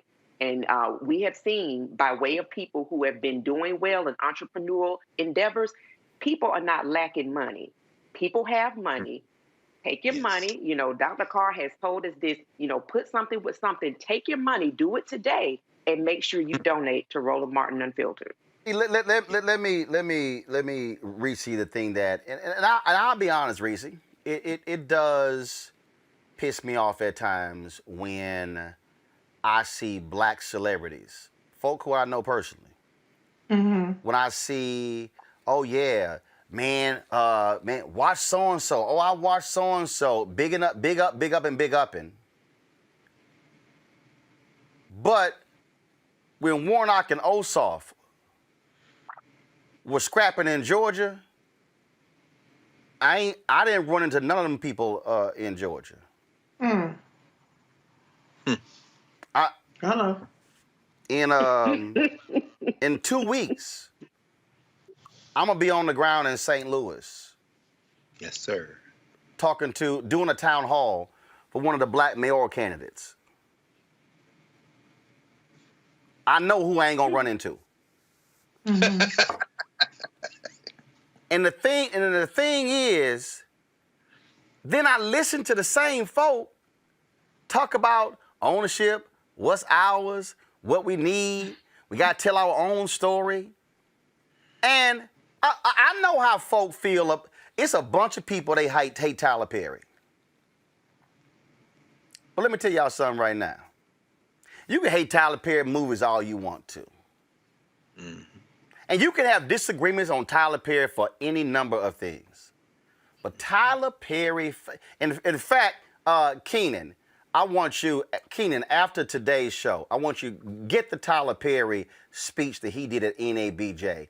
I want you to stream it after the show. Because when he spoke to NABJ in 2018, Reese, he talked about damn they table, building your own table. Mm-hmm. And but this is what he said. He said, if I serve my people will take care of me. No question about it. Black people built that 250-acre studio in Atlanta. This is true. Black people are the reason Tyler has his second or third jet. Black people are the reason he was able, according to Cicely Tyson in her book, paid her salary 2, 3, 4 times as much. Mm-hmm. I sent him a text. I'm not going to say how much. I know how much he paid her for a movie. He told me. I was like, damn. And I said to him, now that's black power. Mm-hmm. And I think too many of our folk, again, we get so consumed. And let me be clear. I keep telling y'all, I have no issue, and as a vice president of NABJ, I'm fighting for black people at ABC. We just sent out a statement calling for ABC News to name a first black president of a network news division, and I said that it was ABC News that in 1962 named my alpha brother Mal Good as the first black national correspondent of network news. It was in 1978 that ABC named Max Robinson as the first black evening news anchor, and I said, ABC, it's time, Disney, it's time for y'all to make history as the first black network news president. I sent her a text last night and today. Rashida Jones, the first black president of a cable news network. She started last Monday this Monday on MSNBC. I'm fighting for more black folks on air there, but while I'm fighting for them, I'm damn sure fighting for us to own our own stuff, because here's what I do know, and I just saw Angela Rye. She's no longer on CNN. I saw her on Joanne Reed's show. I know who she came on first. Oh yeah. Right. I know who Tiffany Cross came on TV first. I know before Gianna Caldwell was at Fox News where he was on TV first. I know where Shamichael Singleton and Paris Denard and David Swerdlick got the opportunities. Before Laura Coates hosted anything on CNN, she hosted my show. See, I can go down the line here. The point I'm saying is, none of those folk get the shot unless they come through a black-owned platform that affirmed their expertise, Reese. Absolutely. And that's the thing. It's like I said, it's no shade to anybody else. I'm rooting for everybody black. I'm rooting for black people in all the spaces, in the white spaces and in the black spaces. But all I'm saying is, don't put the black media spaces in the back of the bus. Don't try to put the black media spaces down a notch, like it's not up to the par and the caliber, because it doesn't have that white validation, because it doesn't have that white cosign. That's all that I'm saying. And we have the power to validate ourselves. You know, like you said about Tyler Perry. Tyler Perry, you know, people feel whatever they feel about his stuff, but he is putting black people on, and you see them go on to do a variety of things, and it's black power. We have trillions of dollars of buying power, and other people are getting in on it, and we need to get in on it, and we need to be the ones to really see the value in ourselves. That's the only point that I'm trying to make, and I'm glad that everybody laid it out, because we got to keep repeating it, that the onus is on us. We can't complain about, oh, you don't have black this, you don't have black that, or the one black person that was on that white network, or the one black person that has that show, their show gets canceled, and everybody is up in arms about that. Don't let it just be one. Don't let it just be two or three. We have to own our own stuff, and we have to put just as much support around our own as we do around things that are being propped up. And I don't mean it in a derogatory way, but being propped up by the mainstream media. It is a final comment on this one, Greg, and I'll leave it for you to take us home. Y'all, it was a whole bunch of other stuff we had on the show. Y'all can blame Reese. She threw the whole show off. Sorry. But we've been, and I just need folk to understand that there's no piece of this game I haven't seen. Right. I forgot who that fool was. So this fool actually tried to question my black media credentials, and I cracked up laughing, because I think the last count, this is like my 13th or 14th black-owned media experience. I've done black radio, black newspaper, black magazine, black online, black television. Yes, sir. I don't know nobody else. Are you counting the one you wearing? Are you counting the one that you wearing? I don't know anybody else, and I don't know anybody else. I don't know anybody else who's worked in every medium of television that's black owned. Yes, sir. And I've done it as a reporter, as an editor, and as an executive. So when I'm giving y'all this information, I want y'all to understand, I'm sitting in the room. I'm hearing the conversations. I'm giving you direct what the numbers are.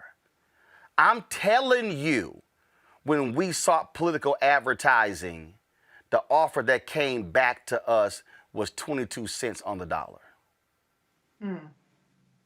That meant what we got was 78% less than what we asked for. I told y'all before when Brett Pulley did the book, The $1 Billion Bet, the unauthorized biography of BET. In the book, BET was charging $1,500 for a 30-second ad, and MTV was charging $8,000 for the same 30-second ad. That means that there was a tax on blackness. So what I need y'all to understand, and see, and I know, yo, I've heard it. Yeah, Roland being a hard ass, Roland being a stick-up artist, Roland sitting here, why can't he just be happy?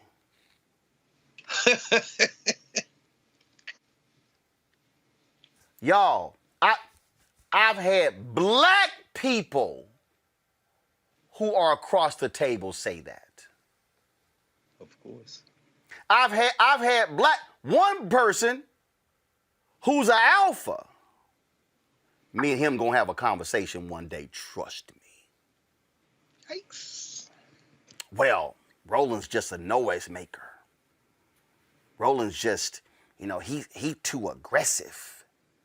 He too pushy.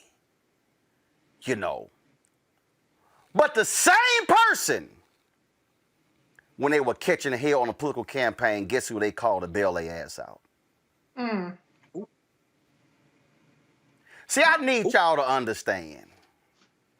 I have long described myself as I am the Negro behind the glass case, break in case of emergency.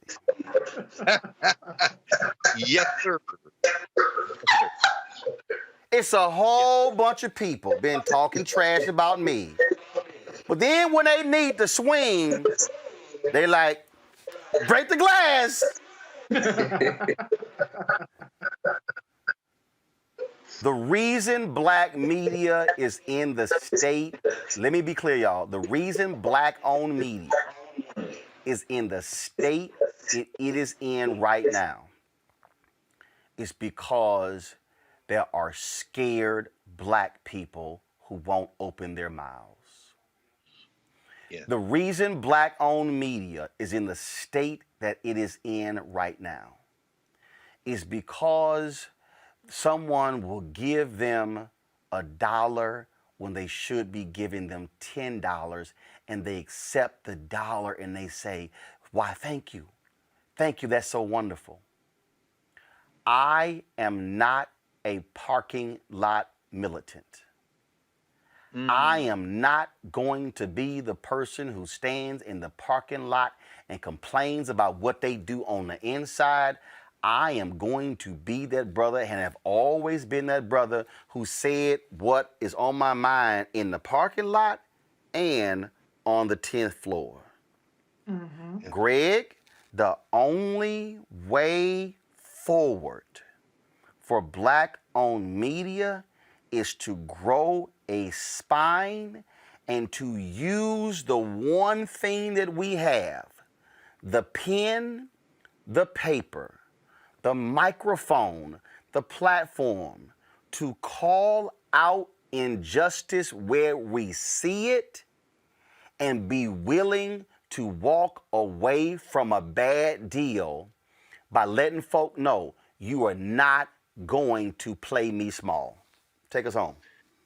No, brother, you've already done it. I want to just add my voice to Reese and to Erica on the importance of your vision to see that this is where it was going in terms of technology. First of all, everybody's coming over this way. The disruption has put this whole thing in a precarious situation. And I want to just say one thing about the nature of this show that we all know, but it bears repeating at this moment. This is the space that changes all the other spaces. I don't really watch white-facing commercial media because particularly the academics they have on who are black, a lot of them are my friends.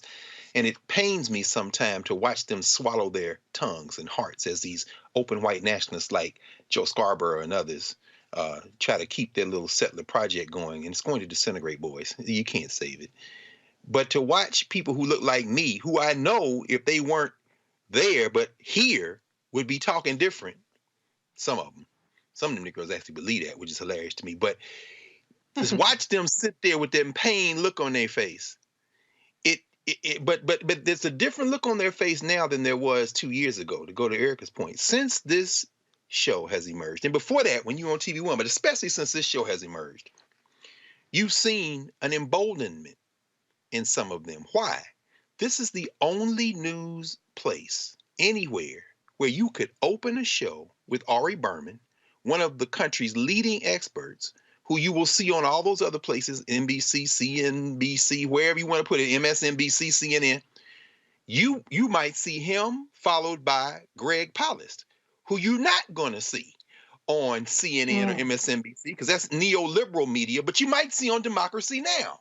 With Amy Goodman, which then followed by 3-4 members of the Congressional Black Caucus, who you might see on CNN, but they've already been framed by the unvarnished truth. And in between each segment, a roster of Black folk, as Reese and Erica have said, who have deep expertise across the way, framing the whole conversation, emptying then into stories that are not only not covered in media, when they are covered, aren't given the proper frame. Oh, Cicely Tyson. And then they show all the Hollywood movies and ignore everything about Cicely Tyson's life. And in the middle of a show, you pivot and get person after person who white people think they know, but who don't know, who come to this space and are able to talk like a Danny Glover, are able to talk, like a Susan Taylor. And then we leave this space, as Erica said, inspired, renewed.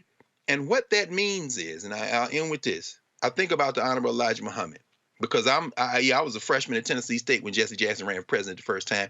And I remember when the Secret Service wouldn't give him security, as you do as well, when they wouldn't give him security because they didn't consider him a serious candidate. And who did he reach out to? His neighbor in Chicago, Louis Farrakhan. The Fruit of Islam were the first security for Jesse Jackson. And when the Fruit showed up and Jesse's getting momentum, the feds decided now it's time to give him Secret Service. Yeah, because see, when Black people get in trouble, we all know the Nation of Islam, but you don't want to say it on CNN because you're scared to lose your job until they fire you, at which point you ask the final call to run the story. So yes, but the existence of the Black press, the existence of Roland Martin Unfiltered is like that scene in Malcolm X when the great Al Freeman Jr., my faculty colleague at Howard, now an ancestor, one of the great actors who should have got, if them little damn statues mean nothing, and they don't, an Academy Award alongside Denzel Washington for Malcolm X. But of course, they were only going to give Denzel Washington Academy Awards for playing like Dirty Cop, because y'all don't understand how this award game goes. They're framing your ass forever in the memory of America. But when Al Freeman Jr. playing Elijah Muhammad pours that glass of water and dumps that ink in it and shows Denzel Washington and says, brother, if the people only have this to drink, they'll drink it. And then he takes another glass, pours a clean glass of water. He says, but if they have a choice, they will always drink the clean glass of water. Don't get distracted with this BS, with these little dodge things, people hiring people to do all this. But no, Roland Martin Unfiltered is pouring a clean glass of water.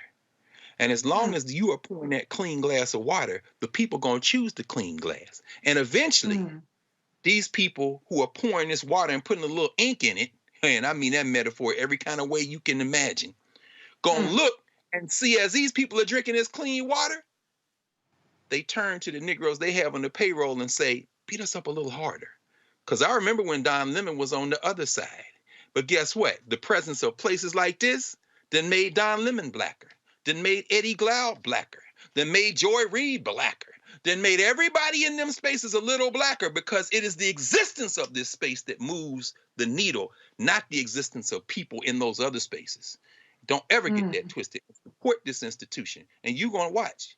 You're going to see how this whole thing is going to change. But we got to prop you. We got to keep you going, brother. Greg, if y'all heard Greg mention what I was wearing. So this is my high school, Jack Cades High School in Houston, Texas, one of the most historic high schools in the city. I sent the principal and as well as the superintendent, Greta Lathan. And let me go ahead and say this right now. To the Houston Independent School District trifling ass Board of Trustees. That Black woman has saved that district. the Texas Education Agency was going to take over HISD. It was going to be the largest state takeover in United States history. But that sister came in as the interim superintendent, and she saved it. And there's a cabal of board of trustees, most of them Latino, who wanted to bring in a Latino superintendent who failed before. He was previously the superintendent. He failed. Because the previous superintendent, Carranza, left to go to New York City. And then when they could have voted for her to get the job, but they voted to keep the interim tag. Granita Lathan deserves to be the superintendent of the Houston Independent School District. And I need y'all to understand that she is doing great things for that district, for those schools, and y'all need to have the guts to get out of the way and allow her to do that. And so that's one of the reasons why, and look, my publicist, she can get mad about it, I don't care. Just so y'all understand why we have to also pay things forward. So first, you see me rocking my Yates colors. You see what the colors in the logo are, because you got to understand where this thing comes from. And I showed y'all before, because I was rocking today my School of Communications jacket and I was the only TV student who got one because, and it was so funny. Y'all, this is a true story. Shirley Hall was the School of Communications coordinator. And I was taught, and so the newspaper people used to always get, they always get jackets. And I was like, yo, how the hell, why they always getting jackets? And I was a television. So I'm standing in her doorway, and my boy David was standing right there. Y'all, she literally, I can't believe she even fixed her mouth to let this come out her mouth. She said to me, you hadn't done anything to earn one.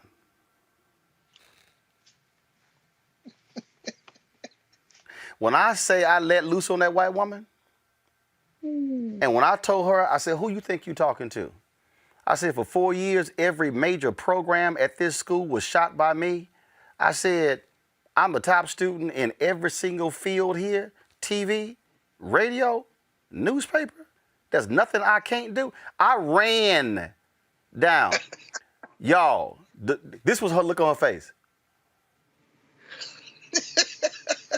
She picks the phone up, calls Thelma Johnson. Miss Johnson, I'm sending Roland Martin down. Can you order whatever jacket that he wants? And she hung up. Now, I say, y'all, I was a high school senior.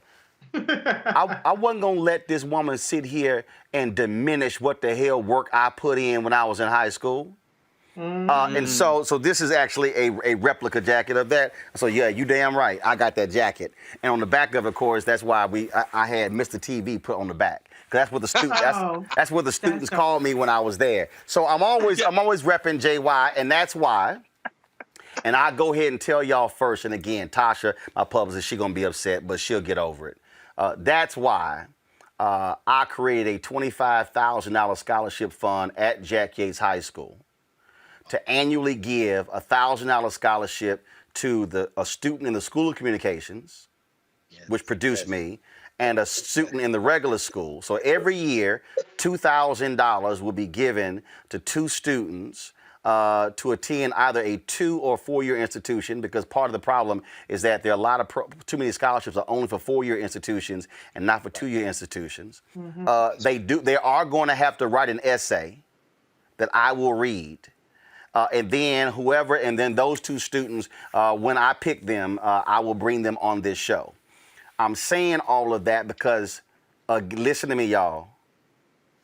When you support black media, and when we force advertising agencies to fund black media, then those of us who own black media can then take those resources and give it back to our people. That's the only way I can afford that. And I've already sent the money to the Houston Independent School District. They already got the money. And then that means that money right now will pay for this scholarship, $2,000 a year for the next 11, 12 years. And I won't wait, simply replenish that so it's always there. But the point I'm making is this here. That's why you got to support when we own stuff. Mm-hmm. Because when we own, and look, I'm telling you right now, I already have. You look at these journalism schools on HBCU campuses. Okay. Oh, I already know my plans to say, you know what? Here's going to be an allocation to my high school and have the School of Communications named after me. TSU is right across the street. Texas Southern. Texas Southern. Yes, sir. See, this is what I need y'all to understand. Are these media companies that are black targeted, what are they giving back to black people? Mm-hmm. Of the media, all these black targeted media companies, what programs do they have for HBCU students? Are they engaging with those HBCUs? What are they doing to bring in more black journalists into the field? This is why you have got to stop letting folk give money to black targeted, because see, when you support black targeted and black targeted ain't supporting you, all you doing is making another community richer, and then you are simply making our community poor. That's why we are focused on this. That's why you have to understand that when you support what is black owned will support you. Folks, if you want to join our Bring the Funk fan club, you can do so. Cash App. If you get a YouTube, understand it's a 55-45 split on YouTube. So if you give on YouTube, that's fine, but we only get 55%. If you give directly to us, we get the whole 100%. Cash App is $RM Unfiltered. PayPal is paypal.me/R Martin Unfiltered. Venmo.com is RM Unfiltered. You can support us via Zelle. By the email there is roland@rolandsmartin.com. Then you can also send us a money order. We don't have the address. We'll have it up tomorrow. 1625 K Street Northwest, Suite 400, Washington, D.C., 2006. Let me quickly do this here. Hopefully I ain't got no photos for Erica. Matter of fact, hold on. Hold on. See, hold on. I just realized that photo is right here. Hold on. Oh, no, Roland. Don't do it, brother. We love Erica. Look, the man is not crazy. Don't. My man. Don't be talking about Henry. Henry don't work for you. My man. I pay Henry. He better zoom in. That's right. Carly Jordan to Erica with love. Look at that clean brother. He ain't an alpha, but he dressed like a... Henry, zoom in.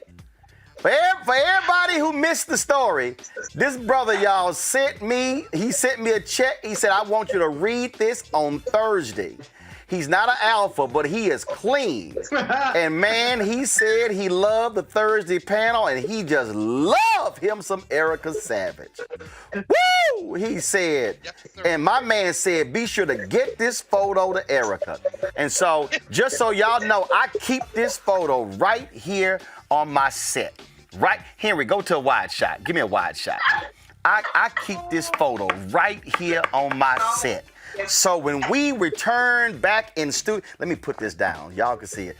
It's right here. So when COVID is over and the panel comes back in studio, this gonna be right here. So I can get that thing to Erica. It's right there. Yeah. So I just wanted to go ahead. So let me give a shout out right here. Ingrid John. Ingrid, I appreciate it. Y'all, Ingrid made a $100 donation.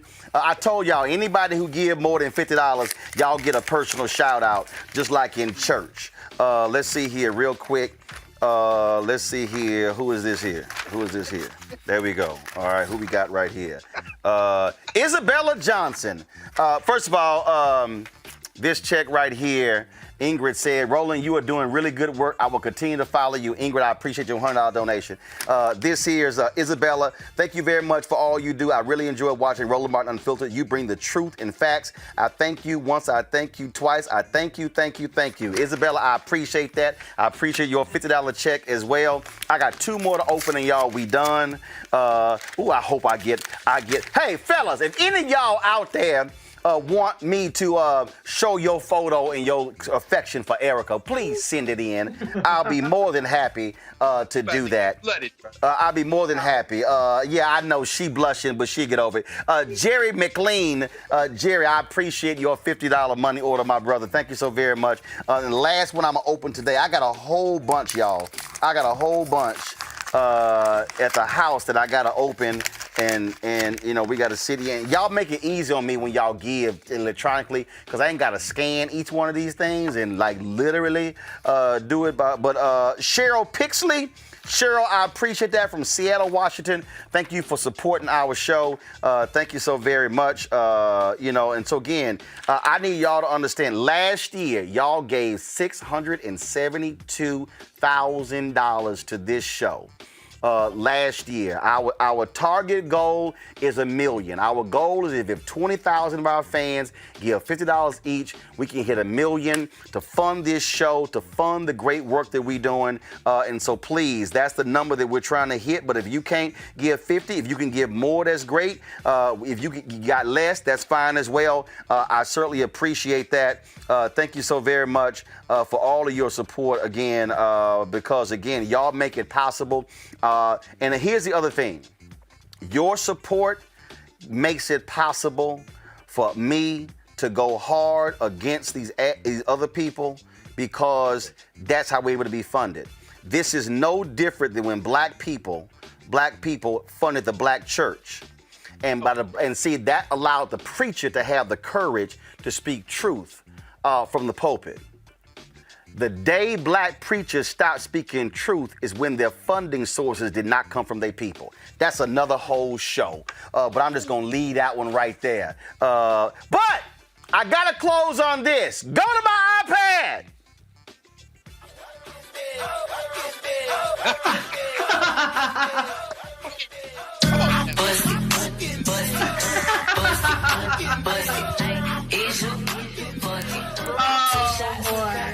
So Reese did the Busted Challenge to announce that she's pregnant. Her and her husband, congratulations. I was wondering why she stopped cussing so much. Now we know why. She don't want it to have an impact. She don't want that baby to come out the womb cussing. And so congratulations, Reese. I'm still gonna be cussing. I don't care. Y'all, that is it. Erica, Greg, Reese, I appreciate it. Thank you so very much. I will see y'all tomorrow right here on Roland Martin Unfiltered. I'm going to let y'all do it with me on 3. 1, 2, 3. Holla!